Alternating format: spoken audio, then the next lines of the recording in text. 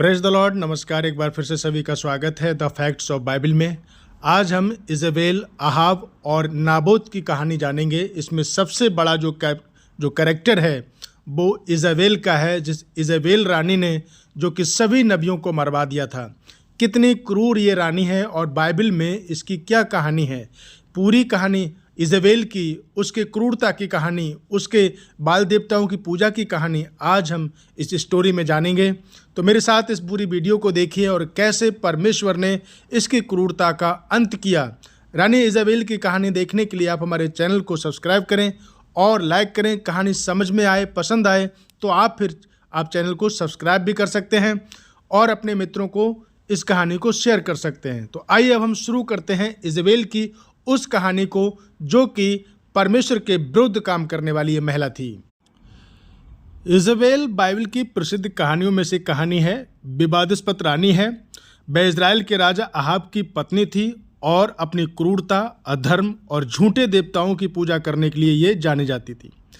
इस कहानी में ओल्ड टेस्टामेंट पहला राजा और दूसरे राजा में हम इस कहानी को पढ़ते हैं, जो कि बाइबल में हमें बहुत अच्छे से इस कहानी को देखते हैं और देखने को हमें ये मिलती है।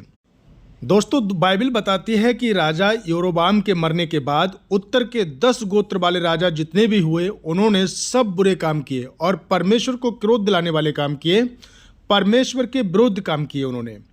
राजा अहाब मालूम था, क्योंकि परमेश्वर की आराधना करने वाले लोग थे। तो राजा जो अहाब था उसको ये मालूम था कि उसकी सबसे बड़ी वजह थी कि उसकी बीवी इजेबेल, वह रानी दुष्ट थी और वो परमेश्वर के खिलाफ जाकर काम करती थी। इजेबेल इजराइल की जाति की नहीं थी, वह सीदोन के राजा की बेटी थी। वह बाल नाम के झूठे देवता की पूजा करने वाली थी। उसकी देखा देखी अहाब भी और कई इजरायली भी बाल देवता की पूजा करने लगे, जिसको लेकर परमेश्वर उनके विरुद्ध हो गया। इसलिए इजेबेल ने और अहाब ने कई नबियों को भी मार डाला जो परमेश्वर की आराधना करने वाले थे। फिर जो नबी थे वो अपने आप को बचाने के लिए गुफाओं में उनको छिपना पड़ा। इजेबेल अगर कोई चीज़ उसे पसंद आ जाती थी तो इजेबेल रानी उसको हासिल करने के लिए सारी हदें पार कर देती थी, यहाँ तक कि वो किसी की जान भी ले लेती थी। तो ये थी इजेबेल रानी की सच्चाई, जो कि वो परमेश्वर के विरोध और शैतान के नज़दीक थी, जिसके कारण वो हर एक वो काम करती थी जो यहोवा परमेश्वर को बुरा लगता था। इजेबेल ने एक दिन देखा कि उसके पति का जो मुंह लटका हुआ है, तो उसने उससे पूछा कि तुम मुंह लटकाए क्यों बैठे हो। इजेबेल ने उससे पूछा, क्या बात है, आज आप इतने उदास क्यों हैं। अहाब ने कहा, मैं नाबोत का खेत खरीदना चाहता था, पर उसने मुझे खेत बेचने से इनकार कर दिया। तब इजेबेल ने उस शहर के कुछ बड़े लोगों को चिट्ठी लिखी जहां नाबोत रहता था। चिट्ठी में उसने लिखा कि कुछ निकम्मे लोगों को इकट्ठा करके उसके विरुद्ध झूठ बोलने वाले लोगों को इकट्ठा करो, जिससे कि वो कहा जाए कि नाबोत ने परमेश्वर के और राजा के विरुद्ध में बुराई की है, जिससे कि उसको पत्थर मार मार के उसे फिर मार डाला जाए। और इस प्रकार की योजना नाबोत के विषय में इजेबेल ने बनाई और वो पूरी भी हो गई, सफल हो गई। नाबोत को लोगों ने पत्थर मार मार के मार डाला। जब इजेबेल को ये बात पता चली कि नाबोत को लोगों ने पत्थर मार मार के मार डाला है, तो उसने अहाब से कहा, आपके रास्ते का कांटा हट गया, अब नाबोत के खेत के मालिक आप हैं। सच में इजेबेल एक दुष्ट थी और उसको दुष्टता करना ही पसंद था। क्या आपको नहीं लगता कि इजेबेल को इस बुरे काम की सज़ा मिलनी चाहिए? तब परमेश्वर ने अपने नबियों को वहाँ पर भेजा।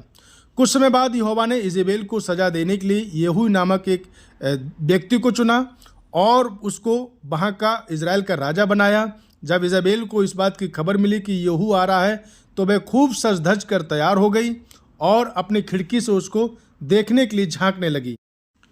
जब येहू आया तब उसने इजेबेल को ऊपर खिड़की में बैठा देखा, तो उसने महल के आदमियों से कहा, उसे नीचे फेंक दो। उन आदमियों ने येहू का कहना माना और उसको नीचे फेंक दिया। ये वही कर रहे हैं जो उन्होंने इजेबेल को नीचे फेंक दिया और वह गिरकर मर गई। इस तरह से कुत्तों ने इजेबेल को पूरी तरह से नोच लिया और दुष्टता का उसके अंत हो गया। तो कहीं ना कहीं देखा जाए इस प्रकार से कि जो दुष्ट काम करने वाली महिला थी, यहोवा परमेश्वर ने उसको उसका वही दंड दिया जिस दंड की वो हकदार थी।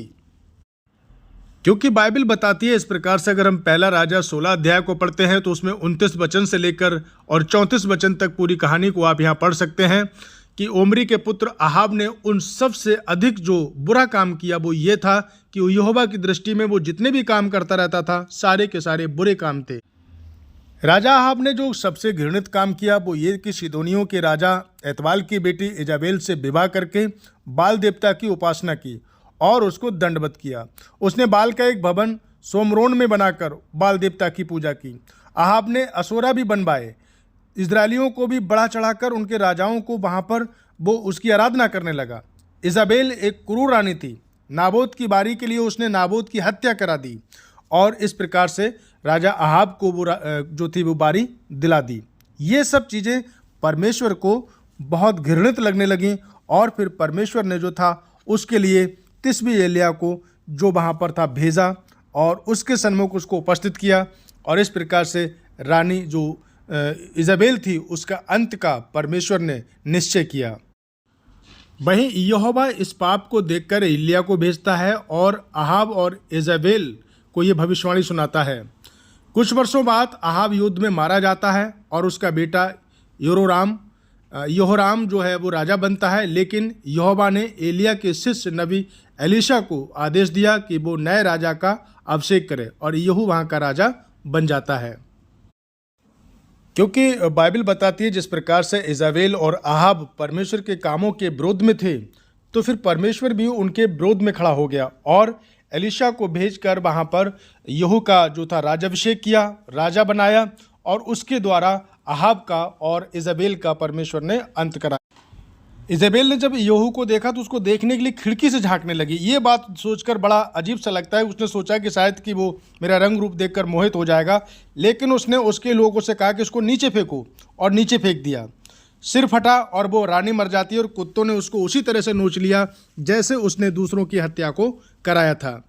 बाइबल बताती है कि जैसे नाबोत का खून कुत्तों ने चाटा वैसे ही इजाबेल को भी कुत्तों ने नोच नोच कर खा लिया और इस प्रकार से ठीक वही बदला परमेश्वर ने इजाबेल को दिया जो वो दूसरों के साथ करती थी। तो यह कहीं ना कहीं देखा जाए परमेश्वर के इन कामों के वजह से इज़राइल में बड़ा खौफ छा गया और लोगों ने जब उसका अंतिम संस्कार करना चाहा तो बाइबल बताती है कि उसका केवल हाथ और पैर का ही हिस्सा बचा था, बाकी सब कुत्ते नोच नोच कर इजाबेल को खा गए।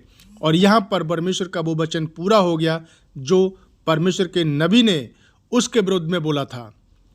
तो कहीं ना कहीं जिस प्रकार से परमेश्वर के द्वारा जो भविष्यवाणी की थी, जो नाबोत के विषय में और जो आहाब के विषय में और इजाबेल के विषय में, वो वचन यहाँ पर बाइबल में हम पहला राजा और दूसरे राजा में देखते हैं। इस प्रकार से इजाबेल का अंत हो जाता है। तो दोस्तों ये कहानी आपको कैसी लगी? अगर अच्छी लगी हो तो आप शेयर करें और चैनल